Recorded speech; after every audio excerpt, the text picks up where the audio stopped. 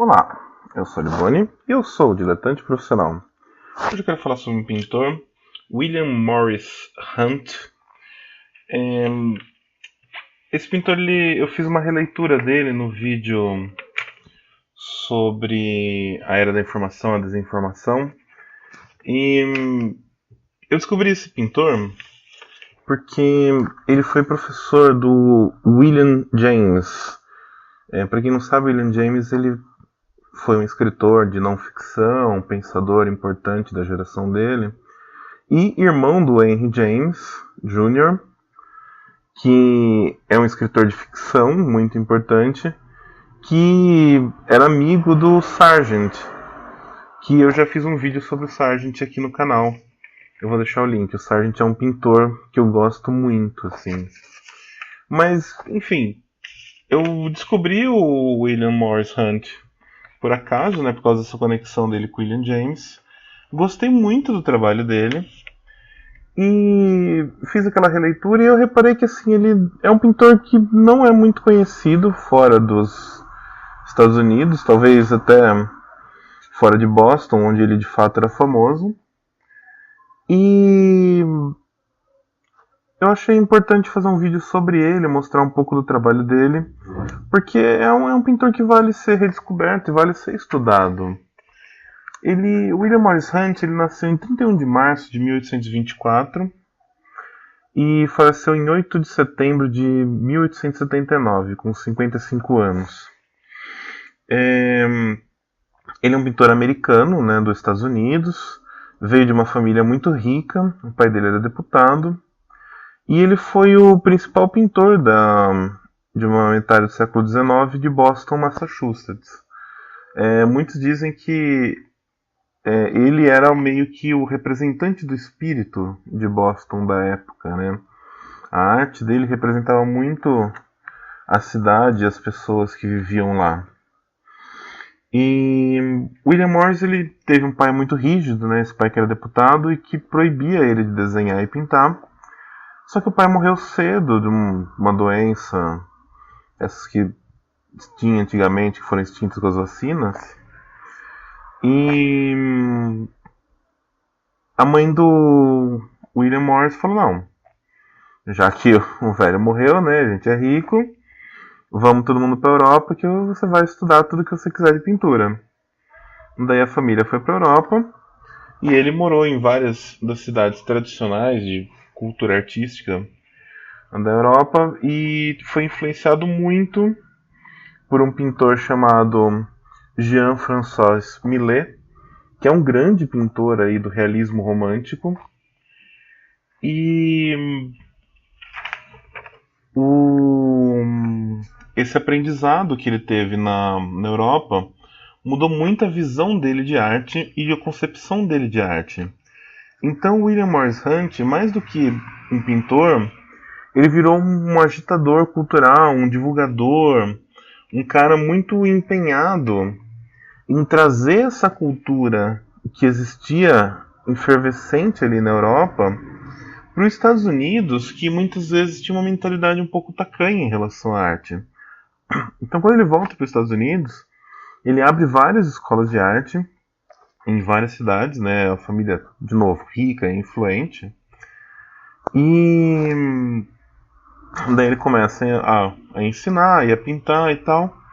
Mas no lugar onde ele se fixa mesmo é Boston, Massachusetts, que é o principal lugar onde ele morou por mais tempo e trabalhou por mais tempo e que ele gostava mais da cidade.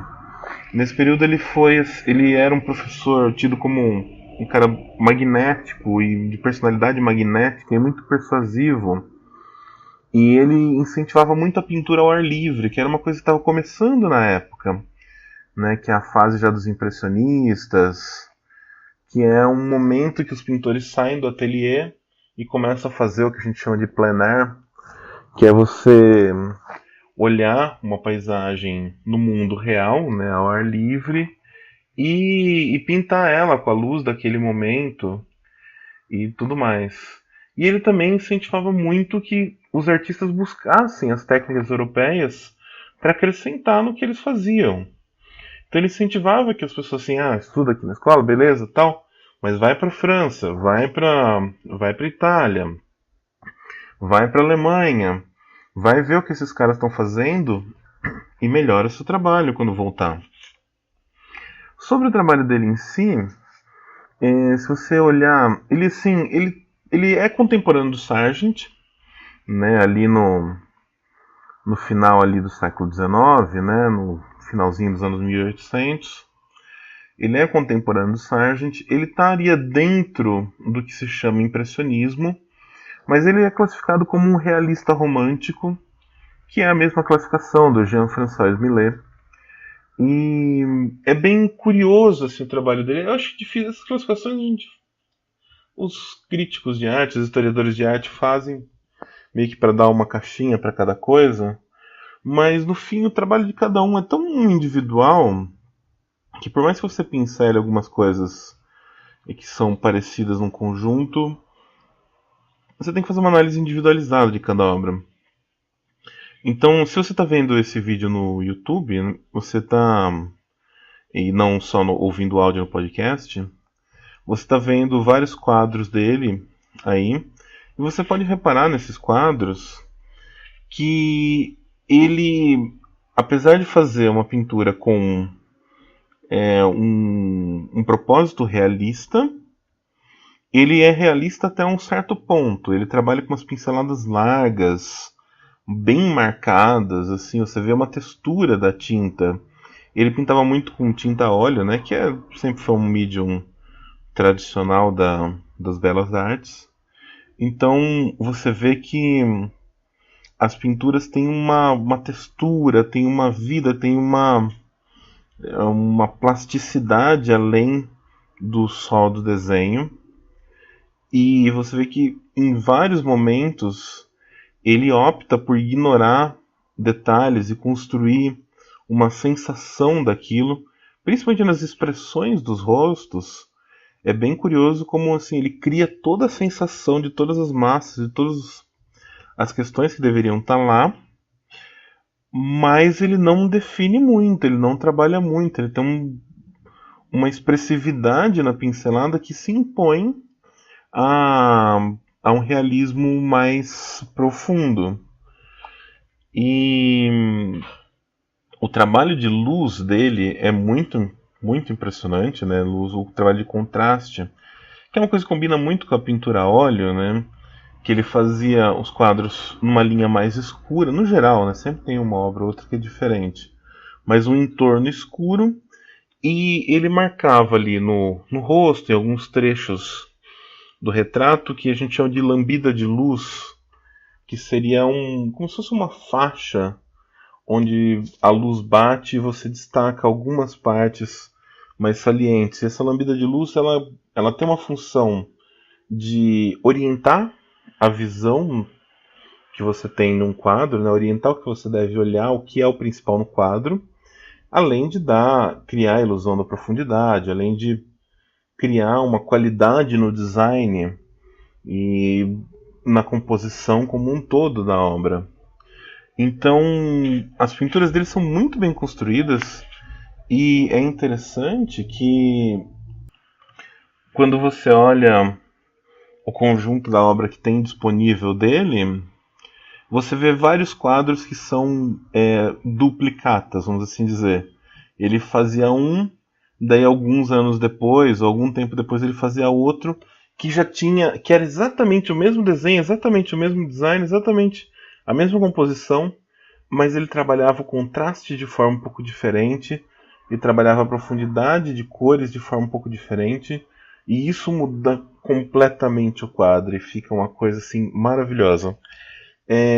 Apesar de ele ter feito muitos retratos de pessoas famosas da época, ter feito alguns retratos bem curiosos, inclusive.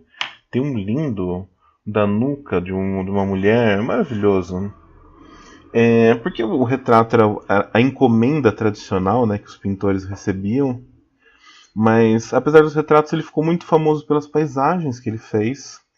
Ele foi um cara que, mais pro final da vida, ele se dedicou a retratar as paisagens americanas clássicas, Então tem algumas pinturas lindas dele, por exemplo, de Niagara Falls. E isso colocou ele ali como um cara que tinha um cara muito versátil, né? Um pintor muito completo na técnica dele de óleo e, e com pinturas que assim, talvez elas não sejam tão mundialmente famosas como um Sargent, por exemplo, da época dele, porque talvez ele não tenha aquela questão a mais, assim, aquela coisa quase inexplicável que a gente olha num trabalho do Sargent, por exemplo, e fala, nossa, isso é muito bom. Mas ele também era um cara de um altíssimo nível de pintura, e é sempre importante esses caras que foram incentivadores da sua época, esses caras que foram professores ao ponto de um cara que nem é pintor, como William James, é, ter essa citação de que ele foi aluno do cara, porque ele era uma figura relevante na sociedade de Boston. Pode ser porque a família era rica inicialmente, pode ser, mas ele era relevante como artista e como merchan de artes e como uma pessoa com acervo imenso. A gente conhece pouco das obras dele hoje em dia, porque poucas coisas sobreviveram. O acervo pessoal dele, que continha muito das pinturas dele, e muitas das pinturas do Millet, que era um cara que ele adorava, ele comprava muitas coisas, às vezes para revender, às vezes para ele mesmo, e de pintores europeus da época, boa parte desse acervo foi destruído no grande incêndio de Boston de 1872. É um incêndio famoso dos Estados Unidos que consumiu quase a cidade inteira ali. É um evento muito trágico. E então o que se restou de quadros assim eram coisas que talvez não estavam lá, que já estavam em museus e etc. Mas infelizmente muito do trabalho dele nunca vai ser conhecido e não está disponível. É, eu não sei se é relacionado a esse. Não tem dados suficientes para isso, não achei na minha pesquisa. Eu não sei se é relacionado ao incêndio, mas alguns anos depois, daí ele entra num processo depressivo, ele fica por alguns anos numa depressão profunda e ele vai para uma cidade do interior ali se retirar para tentar se recuperar dessa depressão. E lá ele se suicida em 8 de setembro de 79. Então ele morre jovem, não deixa uma grande obra, mas ele é um cara muito lembrado e muito citado por todos os artistas e pessoas relacionadas na época nos Estados Unidos. Todas as pessoas relacionadas à arte de alguma forma. Então, tá aí. Era isso que eu queria falar do William Morris Hunt. Eu acho importante a gente conhecer sempre esses artistas, principalmente esses artistas que poucas pessoas falam, e conhecer o trabalho deles. E se você gosta de pintar igual eu, é, tem vários quadros dele que são boas referências para uma releitura. E é isso. Obrigado aí pela atenção. Se quiser deixar algum comentário, alguma pergunta, fica à vontade. Até mais.